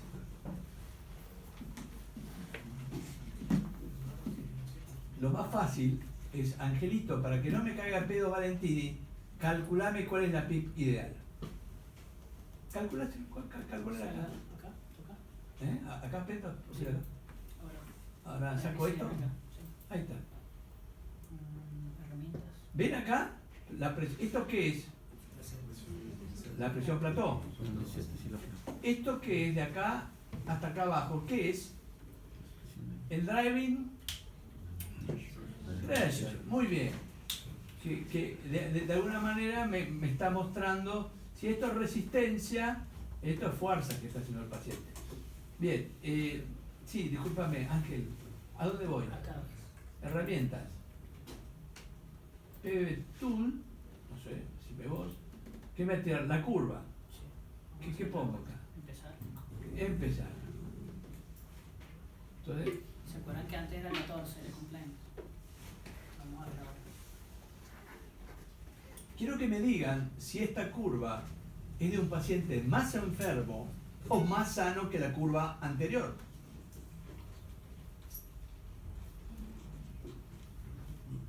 Supongamos que el paciente cambió.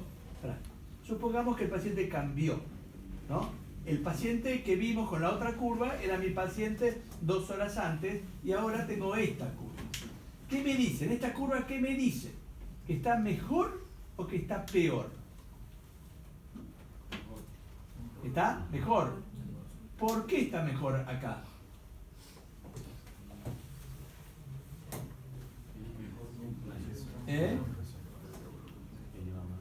¿Vos nos podés explicar sencillamente en 4 palabras por qué está mejor acá?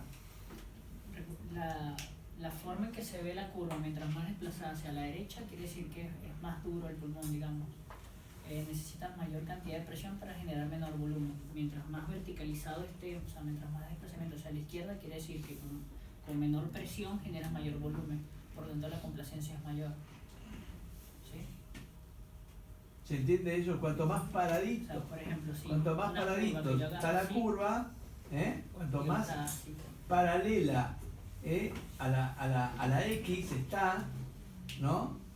Yo puedo presuponer que la compliance está mejor, más sano, tiene una compliance más alta. Cuanto más, como acá muy bien lo dibujó, cuanto más recostada, más vaga es la curva, está más acostada contra la I, podemos decir que bueno, que está bastante distresado. Fíjense que no tenemos que hacer ningún cálculo raro ni nada, simplemente mirando la parte. Acostado, plató, ¿cómo está la plató acá? ¿Cómo esperan tener la plató en una curva acostada? ¿Cómo esperan encontrar la plató? ¿Aumentada o disminuida? La plató, no confundan compliance con plató. La plató muy bien va a estar aumentada. Ahora, acá podemos pensar que tiene una plató de 35 y acá podemos pensar que tiene una plató de 20. No le digo así. ¿Está? Bueno, calculame la PIP.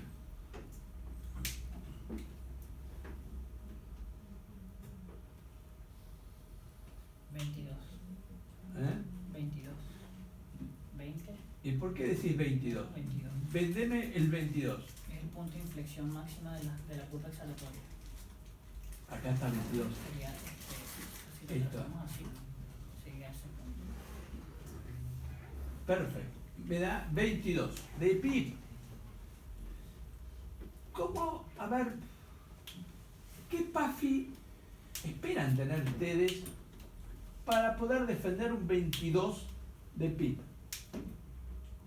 Menos de 100. Menos de 100. Menos de 100, bien. Menos de 100.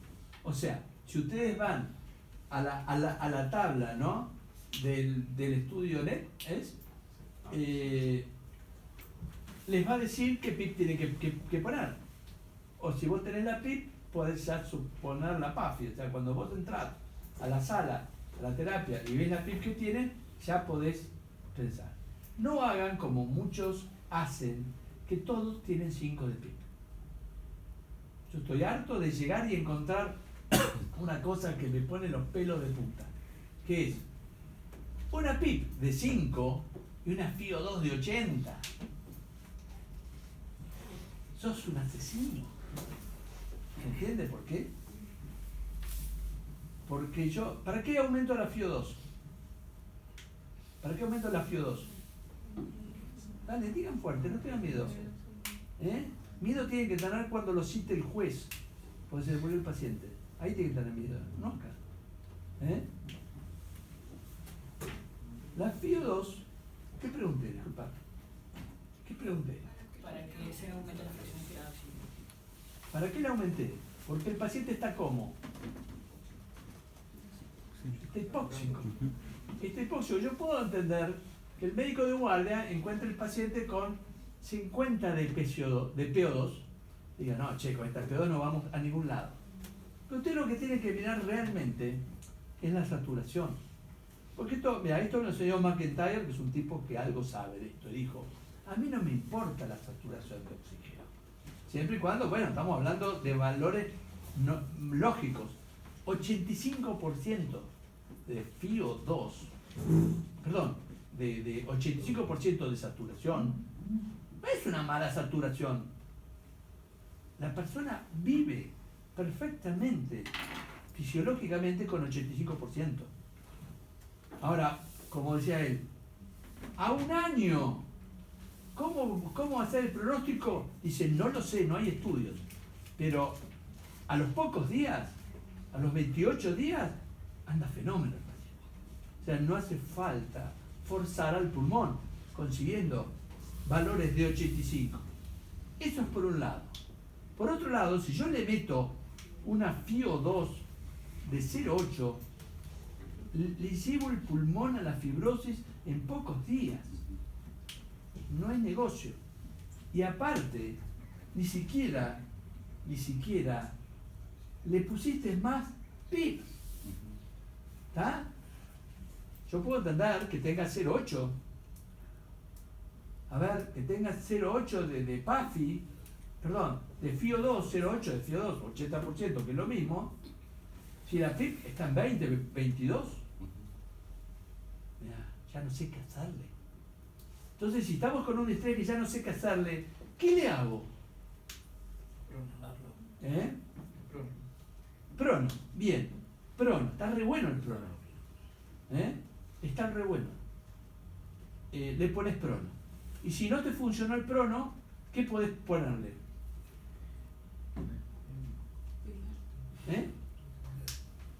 Le podés poner un ECMO hasta que pase, digamos, la hora inflamatoria del estrés. Bueno, Ángel, ¿qué otra cosa no podemos simular acá? Paciente, ¿qué es esto? Hombre, mujer, ¿qué te da acá? Sí, para calcular Esto es la altura. Sí. Perfecto.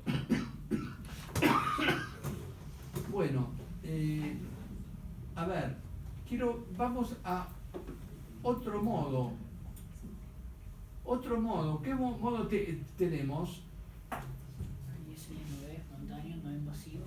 Espontánea, no invasiva, mucho no me interesa. A ver qué dice pues espontánea. ¿Qué es la ventilación espontánea, chicos? A ver, ¿y por qué me sigue confirmar? No me cambió. Sí. ¿Me cambió? Sí. No cambió. Sí, arriba a la derecha. ¿Qué? ¿Dónde? Espontánea. ¿Y qué tiene esto de espontánea? Esto es una curva espontánea. No va a hacer nada porque no tiene frecuencia respiratoria del paciente. Claro, el paciente está curalizado. Entonces vengo y lo voy a revertir al paciente. Ahora se va a quedar y va a decir a Entonces, apnea. ¿no? Ya respaldo. ¿Qué estoy tocando ahí? ¿Qué es? Aquí está la frecuencia. Frecuencia respiratoria, 12. ¿Acá qué es? La fuerza muscular. Sí, Bien. Bueno. ¿Y acá qué es? la compliance. La compliance. Le vamos a dar compliance para que tenga. Fíjense que dice ventilación. Ventilación en apnea no. Sí, porque todavía no tiene frecuencia. ¿Dónde? ¿Cómo no tiene frecuencia? Ahí lo que Yo pasó, le aumenté la pasó un frecuencia. modo respaldo inmediatamente, como se quedó en apnea, lo pasó a un modo respaldo. ¿Cómo confirmo esto? ¿Cómo confirmo? Controles, pero quiero confirmarlo esto. marcar acá respaldo para que no haga respaldo. No, yo no quiero que respalde. Ahora sí. Entienden lo que estoy haciendo, ¿no? Sí, sí. Bueno, ahora está respirando espontáneamente, ¿no? La verdad, chicos, que la curva, esta no es una curva No, está congelada, de está ventilación congelada. espontánea. No está congelada el anterior, ¿no? Ahora sí. ¿Cómo hago? Ahora ¿Y sí. esto qué es? Ahora sí. Ahora sí va a respirar solo. A ver si cambia la curva. Ahí está. Bueno, es una curva espontánea pura. La curva espontánea es una, cuando ustedes la ven en la realidad, es una curva más como joroba de camello. Que es la curva, ni siquiera hace esta curva de flujo. Y está marcado acá estrés, ¿no? Por eso. Estrés normal, vamos a un paciente normal, a ver. No sé, no cambia. Bueno, está bien. ¿Ves cómo acá cambió? ¿Ves? ¿Cómo Sí. más redondito? ¿Eh? Esto se parece más. Una ventilación espontánea. Volumen tidal alto. A ver. Volumen tidal alto. ¿Por qué tiene un volumen tidal alto un paciente que respira espontáneamente? Una pregunta. ¿Por qué un paciente tiene un volumen tidal alto cuando está respirando espontáneamente?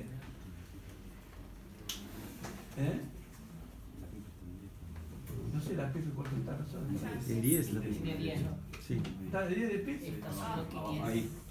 Pero acá está con presión también, no. Sí, tiene soporte. Tiene soporte. Vamos a sacarle todo.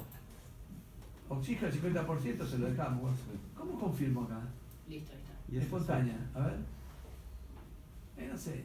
Yo te había preguntado por qué el paciente podía tener volumen minuto alto. ¿Qué les parece? ¿Por qué un paciente que respira solo tiene un volumen minuto alto? Yo, chicos, los que están conmigo, mirá qué BT tiene, 1469. Chicos, los que están conmigo yo lo vivo diciendo todos los días, digo, ¿por qué carajo respira así? Y yo me lo pregunto, para después irlo a buscar. ¿Cuáles son las causas?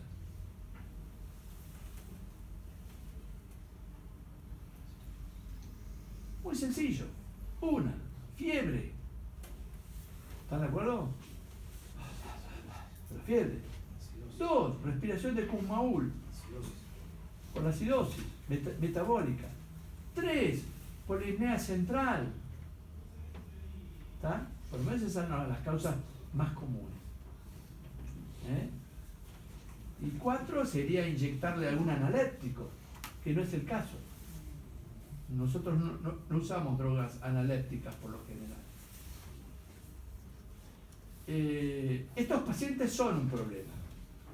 Supongamos que mi paciente se empieza a fatigar, ¿no? ¿Dónde está la fuerza muscular? Esta es. Mi paciente, respirando así como está, empieza a fatigarse, ¿no? Y vamos a ver qué pasa. ¿Qué pasa? ¿Esto qué es? Presión media. ¿Por qué no me baja el BT? Vamos a tener 1200 de BT con 4. Le baja la frecuencia respiratoria, le baja la fuerza muscular. No entiendo por qué me da tanto volumen minuto. ¿Y la comunidad de la zona?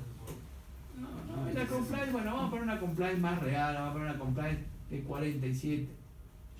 Pero más o menos. Bueno, supongamos que mi paciente quedó así, pero mi paciente está disminuyendo su trabajo respiratorio, su fuerza muscular. Fíjense cómo está bajando todo. Al principio puedo pensar que está mejor, pero en algún momento vamos a ver que no está mejor. ¿Qué tengo que hacer si el paciente cada vez me respira menos y está en espontánea? Cambiar de modo. ¿A qué modo lo paso? Dígame qué modo. Presión control. ¿Presión control? Sí. Bien, presión control, confirmar. Bien, ¿esto qué es? La rampa, esto está bien. ¿Cómo manejo acá? La frecuencia. Frecuencia, le pongo una frecuencia de 16. Esto es presión. Control. La presión de 23, 20, está bien. La PIP. ¿Cuánto le pongo de PIB? ¿Cuánto le pongo el PIP? ¿Eh? Yo te pregunto cuánto le pongo el PIP. ¿Y vos qué me tenés que preguntar? ¿Cuánto fibra? Punto de infusión. ¿Qué? ¿Cuánto qué? ¿Qué PO2 o qué PAFI tienes? ¿No? Yo te pregunto cuánto PIP le vas a poner, vos preguntame qué PAFI. Bueno, vamos a ponerle, tiene un PAFI de 350. Le pongo una PIP de ¿cuánto? 5. De 5. Yo le pongo 6, porque soy jodido. Bueno, y ahí tenemos una nueva modalidad ventilatoria. ¿Están conformes con esta modalidad ventilatoria? ¿Eh? ¿Están conformes? Este paciente, les cuento, este paciente no le pasó nada, no le pasó nada raro. Lo que tuvo fue un Guillain-Barré y le afectó los músculos respiratorios. Por eso pasó de una modalidad espontánea a una modalidad, ¿cómo se llama esta modalidad? ¿Eh? No entiendo, ¿en serio? ¿Cómo? No, bueno, pero la modalidad controlada por volumen en cuanto al límite de la fase y en cuanto al trigger de la fase.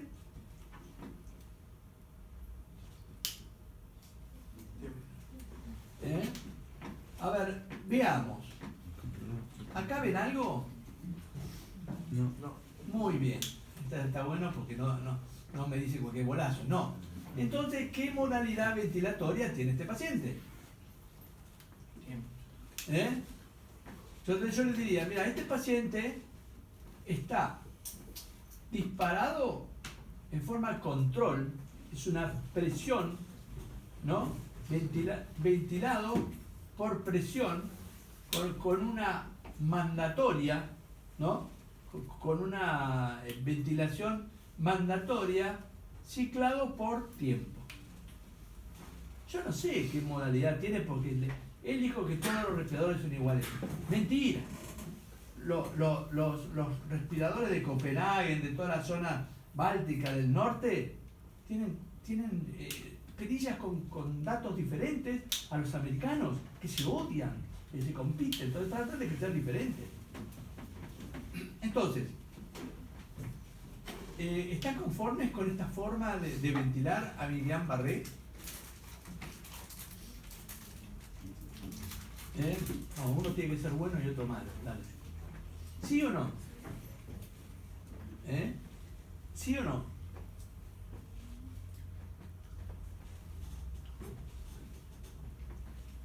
¿Qué silencio? ¿Sí o no? A ver. Sí, puede ser. ¿Quién está ahí atrás? Iluminado por un celular. Si está con la pantalla iluminada, ahí lo apagó. Sí, muy bien, sí. ¿Sí por qué? O sea, ¿vos estás de acuerdo? Sí. Bien. ¿Alguien está en desacuerdo? ¿El pro con? ¿Prender el celular? Si te veo la cara. La respuesta es no. ¿Por qué no? Mucho vete. Pues muy bien, porque el BT es una guarangada. Es de 909. A ver, explícame. Si yo te contesto, porque cabeza dura, pero el pulmón es normal. Es un Guillain-Barré. ¿Y vos qué me decís? De igual forma estoy sobreextendiendo, independientemente de que es un pulmón normal, y aparte lo estoy hiperventilando. O sea, tiene 15.0 de volumen minuto. Claro, ¿y la PCO2 cómo va a estar? Súper baja, hiperventiladísima. Va a tener una 20 de PCO2. ¿Y 20 de PCO2 a dónde me va a llevar el estado de base? A la alcalosis. ¿Y la alcalosis es buena o mala? Es mala. ¿Por qué es mala? ¿Por qué le dicen mala y no saben por qué es mala? ¿Qué? El modo no está mal, lo que está mal es seteado el ventilador. El modo no está. Yo no dije nada del modo. ¿Qué cambiarías de lo que está ventilado? Que bajaría la presión. O ¿Qué? pasaría ¿Qué modificaría él? a presión. Bajaría la presión. La presión control. Bueno, ¿a cuánto la llevarías? O a lo que más o menos necesitaría el paciente según sus pesos teóricos. Y bueno, y decime vos, el paciente pesa 8 mililitros kilo, 7, 8 mililitros kilo. ¿eh? Mal calculado, más o menos un paciente de 70 kilos. Bien, entonces, como muy bien decía Alejandra, ¿no? ¿Yo? Sí, bien. Como muy bien decía Alejandra, el BT está muy elevado y a pesar de no tener patología pulmonar, el Billy está presente. ¿Está? Lo que, un concepto, a ver, es interesante, esto no me lee el output. Acá está, sí, acá está.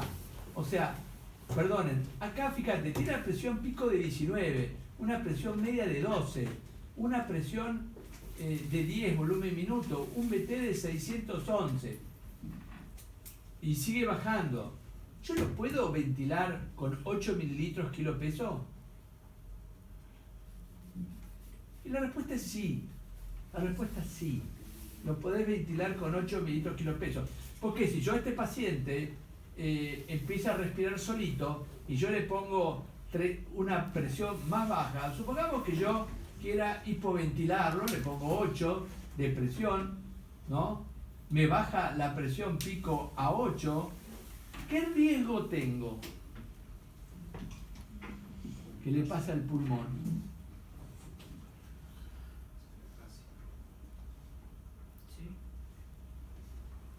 El riesgo es la inversa. Uno estaba muy sobredistendido y el otro, acá, vamos a suponer dónde está la compliance. Vamos a ver, el paciente está así y de repente la compliance me baja a 23 y después de esto yo lo libero. ¿Entró? Sí. La compliance está en 23, perfecto. Qué lástima. Vamos a ver la curva, herramientas, la curva, PV quiere decir presión, volumen, tool. Bien. Y la curva, ¿cómo va a estar la curva, chicos? ¿Para qué lado va a estar? ¿Va a estar paradita o va a estar acostadita? Acostada. ¿Dónde está la curva? Empezar. Bien. Nosotros suponemos que la curva está baja.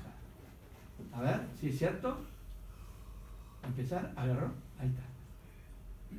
Vamos viendo, a ver. Baja. Baja.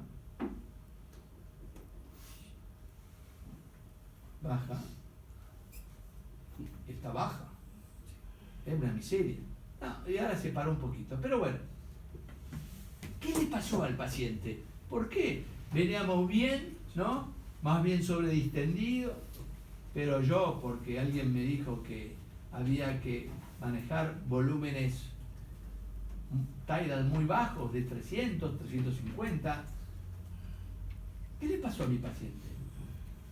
¿Por qué le bajó la compliance? Si me la contesta, se van.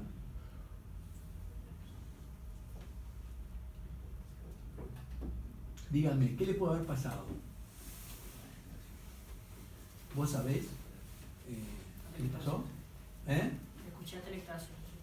¿Dónde dijeron atelectasia? Ahí el libro, pero Calladito, tímido. No sirve nada ser tímido. En la vida, chicos, más vale pedir perdón que por favor. Analicen lo que les digo. Y exactamente, este paciente pudo haber hecho una atelectasia. Perfectamente. O un desreclutamiento, o un colapso alveolar por manejar, bueno, acá no me lo mostró, por manejar presiones demasiado bajas. Presiones demasiado bajas. O sea, no es muy bueno, ni muy alto, ni muy bajo. Lo que quiero que se lleven de hoy es esto. Busquen en sus respiradores esta curva presión-volumen. Piensen en presión-volumen. ¿Vos querés decirles algo más? Sí, igual este driver lo voy a enviar al doctor de eso. Sí, envíamelo pues está muy divertido. Y ahí también hay otros. Tengo incluso uso de servo, del servo 900. Cualquiera. ¿Qué dice acá? Monitorización. Hasta todo lo otro. Bueno, Acá puedes modificar la forma que está en la curva. la curva acá. Hay Uy, no, ese parece el Lestum. No, por Dios. Bueno, También chicos. modificar esta curva. Bueno, te agradezco mucho. Disculpame la intromisión.